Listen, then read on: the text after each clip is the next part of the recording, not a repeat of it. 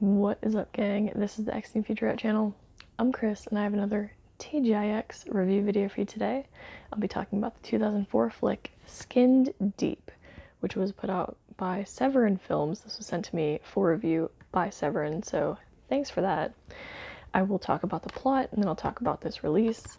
Skinned Deep, it starts with some skin. It starts with, like, the opening sequence is a branding, and I listened to the commentary and it was an actual branding. I mean, you can tell when they're doing it. They're heating the iron, they're actually branding this person's skin with an SD for Skin Deep. So that was kind of wacky. And as it's doing this, it's cutting back and forth between the branding session and then some like muscles flexing. It almost looks like a Japanese flick, like a period piece or something, but it's these muscles that are all oiled up and just flexing. So it was really bizarre cutting between that and the branding. So that was weird. It was also the picture quality was kind of grainy, but then whenever it cuts to the opening credits, that was like perfectly clear. And throughout watching it, I got the impression that, you know, the graininess was intentional. And it's not like overstated, like, you know, a filter to make it look like a VHS or something. It just wasn't like ultra HD quality, I'd say. But like I said, it seemed like intentional. So I wasn't exactly sure about that. Once we get into the flick, it starts with a family that is on vacation in a van. The mother character was just a character, like very, very out there. I think her name was Gloria Jean, maybe? I don't know. Maybe I'm making that up. But the father reminded me of Zach Galifianakis a lot. But and then there's two kids. There's like a 10-ish-year-old kid and then a teen daughter named Tina. So as they're traveling along in this van, they're taking like family videos, and they encounter some weird people. They encounter like a sheriff that's, you know, at the side of the road on like an accident scene, and he's just like a space cadet. Like, these people are straight out of the Twilight Zone. And the family, instead of being like sketched out by it, it's just like, oh, okay, sure. And we keep seeing that throughout the film. The next character we see is like this shopkeep, like this weird little, I don't know if it's a gas station or like a general store, but this little old lady is inside of it, and the dad's looking for help because his tire gets blown out, and this little granny character says, "Oh, there's no car shops around town, but my grandson can help you. Come over to my house for dinner." And the dad's like, "Okay," and the close-up of the granny, like, it was such an awkward shot. Like, it does like an extreme close-up of her face, and she's like, "Come over in 5 minutes. 5 minutes." And it's just like, the whole thing is just throwing off like red flags, and the dad's like, "Oh, great, thanks." It's just very over the top. So then we get to this, like, the house, and it's kind of like a haunted house, like how there's just so much, it's like a set design, you know. It's just there's so much stuff there. It's literally like walking through a haunted house. And the first part where they get to this house is, I guess it's at the Cactus Corral in Sylmar, California. I learned that from listening to the commentary. It's just really bizarre once you start getting into the set. There's jars that you would expect to see like medical, like samples in or something. You know, like a floating pig fetus or something out of like biology class, but instead of that, it's like there's a jar with like a wristwatch suspended in liquid. And this kid like sees a Super Nintendo and he goes to play it, and the TV is just like a hollow cabinet with like this weird shrine set up inside of it. It's a little bit strange, but the family's like, "Oh, great, we're here for dinner." So they sit at the table, and it's almost like, it reminds me of the scene from Rocky Horror Picture Show, how like they all take their places around the table, but it's kind of awkward. As I was watching this, I was like, it's kind of like a mix between Texas Chainsaw Massacre and Mad Max, which is not a bad thing. And from there, Granny introduces her family. We have Surgeon General, who is this character. And I just wanted to point out, like, check out the, and there's a reason he's on the cover, because he's definitely the coolest thing in this. But check out, like, the artwork. It's, like, actual, like, painted looking artwork. It's not a picture like you normally see on movies as of late. So that was really cool. But we have Surgeon General, and then we have plates.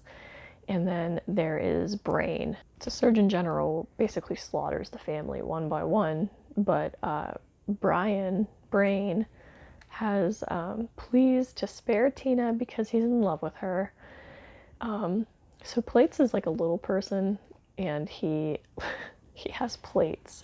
His like thing is that he throws plates at people, and he like talks about these plates and like uses like metaphors for plates and stuff, and it's just so bizarre, like talking about porcelain, and I don't even know. And Brain has like, he's actually on the back here, I mean they all are, but so then there's Brain, and you can see he has a big old brain, and he's like, he wants to be with Tina, so he loves her and he wants to take care of her. And he keeps talking about the creator, like, you know, we get a sense that his father is the creator and he can't leave because of the creator. So throughout the movie, Tina's just like pleading with Brian to let her go, and you know, he is like, I can't let you go, you know, and I can't leave, we're stuck here, blah blah blah, you don't get it. And at one point they're having a picnic and he teaches her like out of nowhere how to use a motorcycle. Like, well, here's the clutch and here's the gas, because they encountered like a geriatric motorcycle gang along the way. And it was actually a big part of the story. You know, they basically, a biker asked to be left behind so he can hit on Granny, and whenever they come back, he's not to be found, and they know that something happened to him, so the biker gang comes back to get some revenge. So there's like motorcycles in it a lot, but basically out of nowhere Brian teaches Tina to drive a motorcycle. That's pretty much it. You know, Tina's trapped there because her whole family's dead. This new creepy Texas Chainsaw family like gets her to marry Brian because so she can be one of the family. And you know, at one point I got a sense that she might actually try to join them and like be cool with it. So that was really interesting. You know, it was like, you know, you don't really know what to expect, but all the while it's incredibly silly at the same time. The set design was really interesting. Tina's trapped in this room that's just covered 100% in newspaper, and it shows her, you know, we're kind of like exploring the room with her. And the camera, like another thing is the cameras do this really wonky, just like a really distorted effect, almost like a fisheye lens, but not. It's just like a weird distortion, and it just adds to the uneasy feeling as you explore this house. There's lots of really strange close-ups, and there's a lot of transition shots in this. So the camera work and the set design and everything was just very, you know, just very disorienting. The special effects were absolutely amazing. There were a lot of throats being cut. There were some heads exploding. There was decapitation, and the head got punted like a football, so you know it's always going to be a good time. And then there was actually a bisection, and it was very, very unexpected. So, you know, kudos to them for being so creative. All the effects were really great. You know, very detailed, and it just added to the whole feel of this movie. Oh my gosh, there's the lines in it. There's some really, really funny parts, but there's, you know, we're trying to get a sense of how caring Brian is towards Tina, and he tells her, you know, he keeps telling her, you haven't eaten in hours, eat something. And at one point he comes in, he's like, I thought you were hungry, so I brought you some soup and money. And it's like he has like a bowl of disgusting looking soup and just wads and wads of cash on this tray that he brings her, and she's just like, ugh. But it just gives a sense of how dissociated from society this family is. And, you know, obviously money has no value to them because he's just like giving it to her like it's part of her meal. So, yeah, they do a really good job of making this family seem very, messed up from the very beginning. I mean, there's no question about that. The whole movie is just like bizarro, like Twilight Zone out there. So I would definitely suggest it. During the credits, because you know I always watch the credits, there was no music. It ended with, the movie ended with somebody screaming, and that person was screaming all throughout the entire credits. And it was kind of like, you know, and it wasn't just like a loop, I feel like. I think that it was literally just that long of someone screaming. So really disorienting, kind of annoying, but I did watch them. They actually gave special thanks to Frank Henenlotter and to Wilson Bryan Key, so some interesting special thanks in there. And to dive into the special features, we have Deep Cut, so look back with writer, producer, director Gabe Bartalos, actors Jason Dugray and Caroline Brandt, and weapons machinist Jake Lee. And then there's also audio commentary with cast and crew, and archival making of featurette and trailer. And this does have subtitles, which was very surprising.